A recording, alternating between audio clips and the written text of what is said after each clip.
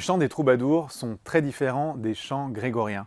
C'est une toute autre culture, une culture qui s'intéresse moins à Dieu qu'à l'amour et aux valeurs chevaleresques. Ce sont les seigneurs eux-mêmes qui fondent l'art destiné à devenir le miroir de leur classe. Et une chose est sûre, le sujet des chants de troubadours et des trouvères n'est pas les problèmes de la moisson, les vendanges, les caprices des conditions climatiques qui touchent les paysans. C'est avant tout l'amour courtois.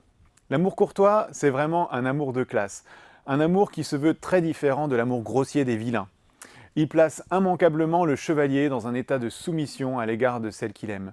Cette contemplation de la dame, c'est une tension vers la joie, une recherche de l'extase qui s'accompagne d'une soumission corps et âme pour la vie et pour la mort à celle que l'on aime. L'amour courtois, s'adressant le plus souvent à une femme mariée, la dame n'est qu'un rêve de conquête qui ne sera jamais réalisé. Et puisque la dame est inaccessible, ce qui compte dans l'amour courtois, ce n'est pas la conquête, mais la quête. Parce que dans cette quête, l'amant acquiert les vertus qui le rendent digne de l'objet aimé, la mesure, la patience, la discrétion, la générosité. Chez les trouvères, le chant d'amour courtois a davantage tendance à verser dans la mélancolie et la souffrance que chez les troubadours. L'amour est comme une maladie, elle entraîne l'amant vers une mort lente et douloureuse. Parce que le trouvère prend conscience d'un paradoxe. Il désire la dame comme une icône religieuse, mais ce désir est condamné par l'Église, et d'autant plus fortement que ce désir porte sur une femme mariée, donc il est péché puisqu'adultère.